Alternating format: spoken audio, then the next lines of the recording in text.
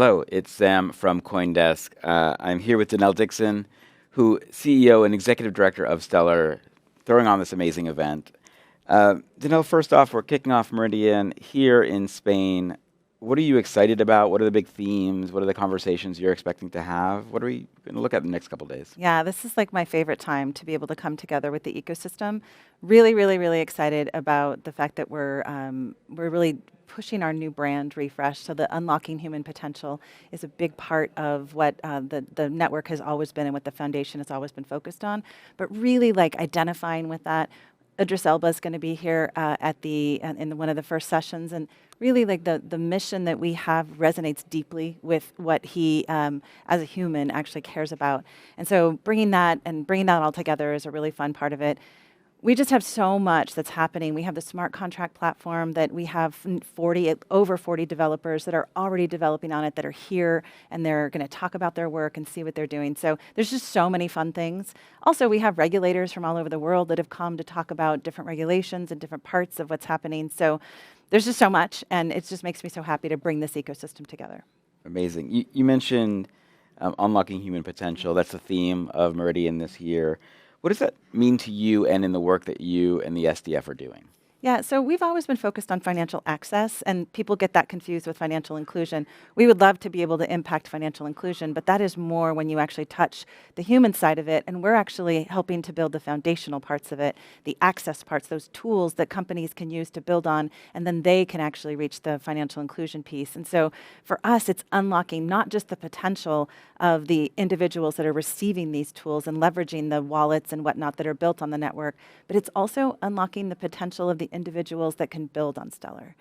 And then they can then go unlock and reach that financial inclusion place. So it's just such a great way to think about the work that we've done, the work that we've always done, but really highlighting it this year, because I just feel like this network and all of those who are building on it are really taking off this year. So it's pretty great to see.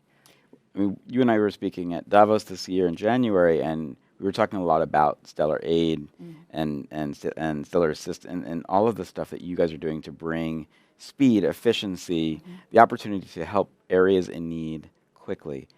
Just walking around seems like that's what almost everyone here is working on. Yeah. And so could you just like tell a little bit more about how that's going, what you're excited about as you sort of evolve that and mature that program? Yeah, so the greatest thing is that the UNHCR is now sending aid every week into Ukraine, and we actually don't even have to be contacted or involved in it, which is pretty remarkable. They're obviously using the Vibrant Aid Assist wallet, so that is something that we've launched, but other than that, we're not involved in that process because they're actually hosting the Stellar disbursement platform themselves. They're doing it all on their side. That's exactly what you want to see, is you want to see the ecosystem really take hold of the tools and do it themselves. We have a lot of other aid providers that are really interested in doing this. We have some coming onto the decks to be able to support, and we want the same thing that will actually get them running, and then they can like go and take it away. The Stellar disbursement platform itself, which is the tool that actually allows the bulk uploading of all of the aid, or all payments generally, so it could be used for everything. We open sourced that a month ago, and so now everybody can just use it and do it on their own. So aid is a big part of what we've focused on over the last year, and the tools are actually able to do so much more than just that. So just think bill pay, think also like, payments to gig workers in different parts of the world, payroll, and one of my favorite ways to think about it. So anyway, there's just so much that can be done with these tools that these developers are now taking and running with. I feel like the moment we had that first conversation, it has not left my mind that these are the use cases we should be talking about instead of the ones that are more hype-driven, airdrop-driven, NFT-driven. And I think that we just as a community need to get together to say, no, these are the kinds of use cases and experiments that can transform lives dramatically. So thank you guys for doing that. I think it's just really important. But it really just lasts with me whenever anyone asks me, what's the use case that you're looking? I go straight to aid and relief because it's just it's a normal one. It's one that people can really understand. At Mainnet last week, you had been talking about the tokenization of real-world assets, what Jenny Johnson is doing, who I know is going to be speaking later at Franklin Templeton. That also seems like an amazing case and opportunity. Can you jump in a little bit and tell us what that is? Yeah, so it's pretty awesome. Franklin Templeton launched a money market fund on the Stellar network, and they did so technically last year, but then because of their work with the SEC, they had to sort of do it with both their database and also then the network at the same time. Then they really came out with it earlier this year, and there's $300 million, just under 300, I think, that sit in that asset. It's called the Benji asset on the network. There are other asset issuers that have done very, very interesting things on the network that are similar to this. But the reason why this one was so special to me is we actually found out about it right after Meridian, our very first Meridian. So like Meridian, the fifth Meridian now. But they had actually filed the SEC application to be able to do it. That's how we found out about what Franklin Templeton was doing. We had no idea. We obviously now work very closely with them and spend time with them, and it took them a while to get through the process. But they did this right, and they actually laid the foundation for so many others to be able to do it. And having those real-world assets, it really demonstrates that connection between traditional financial infrastructure and the value of blockchain as another rail for them. Mm-hmm. And that is the thing that we can't lose sight of. So just like the aid use case is a phenomenal use case for the human side of it, from the banking infrastructure side, banks and financial institutions thinking about this as an option for them to be able to streamline their processes, mm-hmm. to be able to make their assets available to lots of other folks in the world. That's what we want to see. So these are two use cases that are very different, mm-hmm. but actually get to the same thing, which is blockchain has a tremendous amount of value. It might not work in every single case. For example, in aid, it might not be the best rail to use every single time, but it is a very, very, very credible and strong option that needs to be considered. And it's the same when you think about real-world asset tokenization. Yeah, we were talking to someone yesterday around the halls who was in the aid world and said that utilizing this system had cut the time of deployment from donation to on the ground from 2 days to 38 seconds. Yeah. And I just think again, that's just a transformational opportunity. Do you think that real-world assets and tokenization of such are kind of one of the coming waves of things people will pay attention to? Yeah, I think so, because I feel like Franklin Templeton really laid the foundation. As I said, others have now followed suit. But I think that now that that foundation is laid in the processes and how they do it, I think we're going to see other players come into it.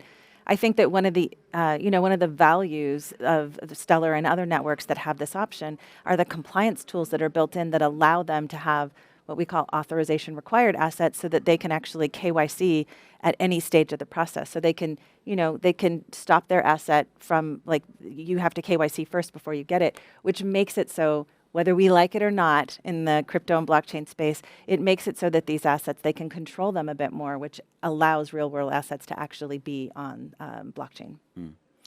What are the other things, like innovations and announcements, that you're expecting to have happen at Meridian? Well, it's so great. We just actually, I think if it came out, it might have come out today, but it might have come out yesterday. I'm not sure. What was EuroC being on the network is a really awesome step forward, just in terms of, like, we had the strong dollar asset, but now having the euro asset that others can leverage. I think that's a really awesome thing. And that's with you and Circle. With us and Circle. Like, Circle put it on chain. And then another thing that I think is so awesome is Sorabon. Sorabon is the smart contract platform that we've built. We built it differently. We built it with WASM and we built it with Rust, two languages that make it so that it's actually, you don't have to learn to code for it. Most developers will know the languages to be able to do it. So that's one thing.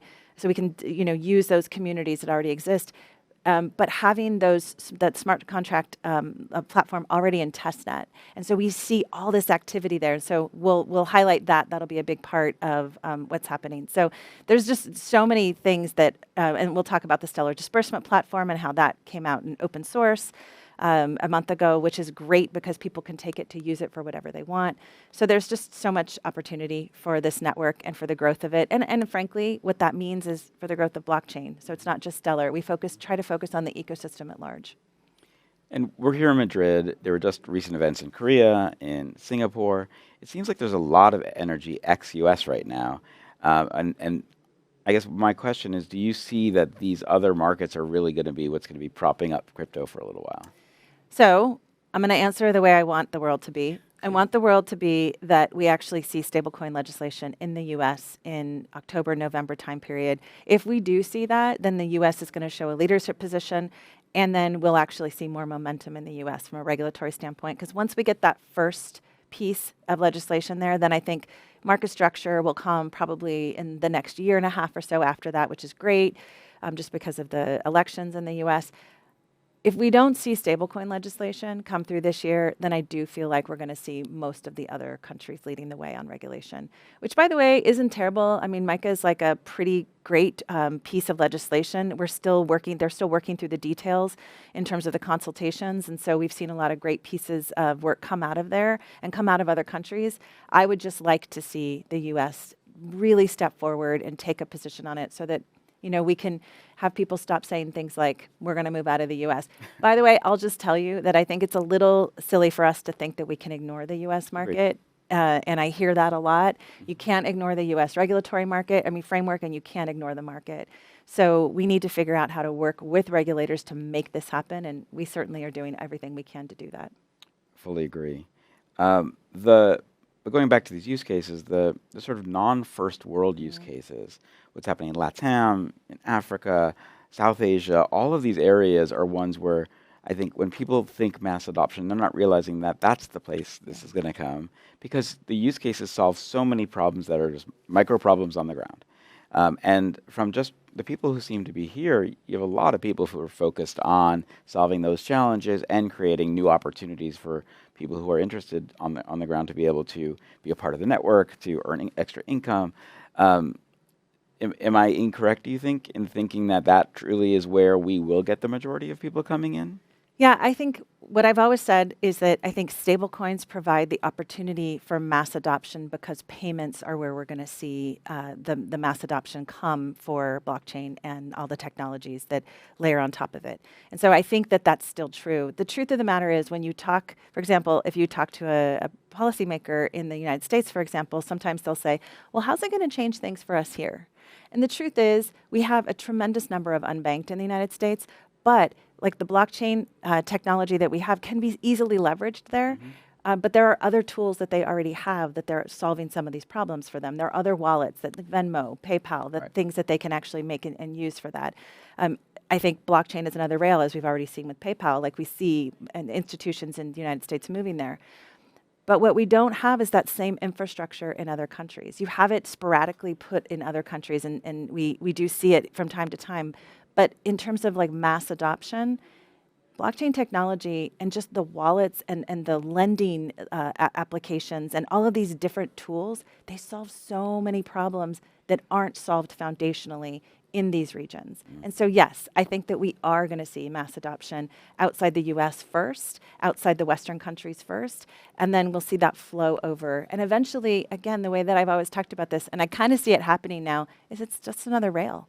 And if we think about it like that and we don't think about it as this like scary thing, it's just another rail, then we'll see it, all over in the world. I love that. Final question. I think you were in Rome last year or in Madrid. What is it that makes like these kinds of gatherings so special for all the folks who are trying to build in Stellar? Is that IRL, I can meet you, I can talk to you, we can make a deal together, we can figure out how to solve a problem? Is it that sort of intangibleness that is what makes these kinds of events work? Yeah, I think what's really special about Meridian is we really don't focus on the industry type part of a conference. This is really this ecosystem's time to come together. I call us, the Stellar Development Foundation, the convener. And the convener is the entity that helps to bring all of these people from all over the world together so that they can talk, so that they can say, oh, hey, we're building this. Are you interested in helping us do this? Or they can come together. They help make changes to the network as a result of it. Things come, there's already like discussions in the Sorbonne room about things that they can do differently on smart contracts, even on a go forward. We haven't even put it hasn't even been up to vote on mainnet yet or on PubNet, but they have already started these conversations. So these are the kinds of things that happen when you are together. We had 2 Meridians that were not in person, and they were still great, but doesn't have the feel of this. And it's just so awesome to see folks that I've seen many times before and tons of new faces to come together to really be a part of something that I think is pretty special. Well, congrats to you and the team. They've built something amazing. We are so excited to talk to everybody this week, and great luck. Thank you so much, Sam. Good to see you. All right, thanks.